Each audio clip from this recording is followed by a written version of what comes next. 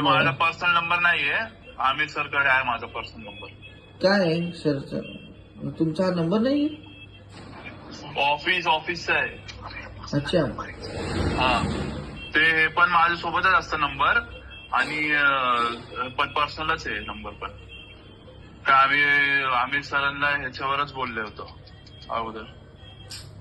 Sir तुमचा नक्की personal कोणता ते सांगा. उगाच काय होईल माहिती मला आमिर सर ह्याच्यावरच कॉन्टॅक्ट करा, ह्याच्यावरच कॉन्टॅक्ट करा. मी आमिरला ह्याच्यावरच कॉन्टॅक्ट केलेला आहे.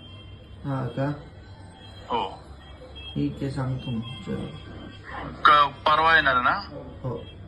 चालेल. आज शॉपरी पोलीस स्टेशन मध्ये आपण काही तोत्या जे छत्रपती खासदार उदयनराजे भोसले यांचं नाव वापरून वेगवेगळ्या प्रतिष्ठित लोकांना फोन करतात व उदयनराजेंकडनं आम्ही बोलतोय किंवा उदयनराजे बोलतोय असं सांगून त्यांच्या घरी जातात, त्यांची भेट घेतात, वेगवेगळ्या पद्धतीच्या त्यांच्याकडे मागण्या करतात.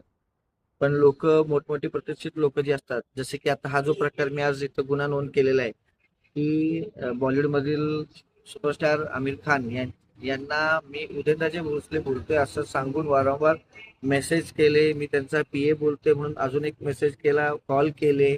व माझा मित्र भेटायला येणार आहे तर मी त्याचं काही काम आहे ते कर वगैरे असे वारंवार फोन केले आमिर खानला पर्सनल मोबाईलला. आणि मी स्वतः उदयनराजे बोलतोय असं भासून स्वतः बोललाय तो त्याच्याशी. आणि खोट्या पद्धतीने त्यांची भेट घेतली आहे. मी उदयनराजेंचा मित्रच आहे, मला उदयनराजेंनीच पाठवले ते तुमच्याशी फोनवर बोलले असं सांगून त्यांनी त्यांची फसवणूक केली. आणि असा हा प्रकार गांभीर्याने घेऊन आज आम्ही अशा तोत्यागिरी करणाऱ्या अमानत शेख, आम्ही त्याची माहिती घेतली सगळी, तर त्यांनी ट्रू कॉलर वरती पण उदयनराजे भोसले असं स्वतःचं नाव टाकले. परंतु आम्ही जी काही पोलीस डिपार्टमेंटमधनं त्याची सगळी प्रॉपर माहिती घेतली केस केल्यानंतर, गुन्हा दाखल झाल्यानंतर, तर त्याच्यात अमानत शेख हा इसमाचं नाव येतंय.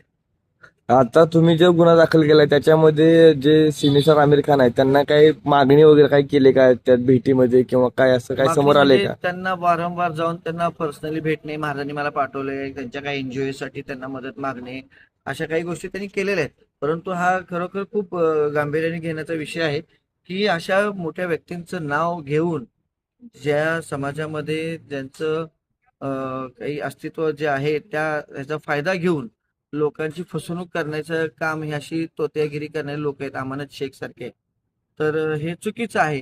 आणि त्या बाबतीत आज महाराजांचं जे वलय आहे त्याचा गैरफायदा कोणी घेत असेल तर त्यांच्यावर आळा बसण्यासाठी आजची आम्ही हा गुन्हा दाखल केलेला आहे.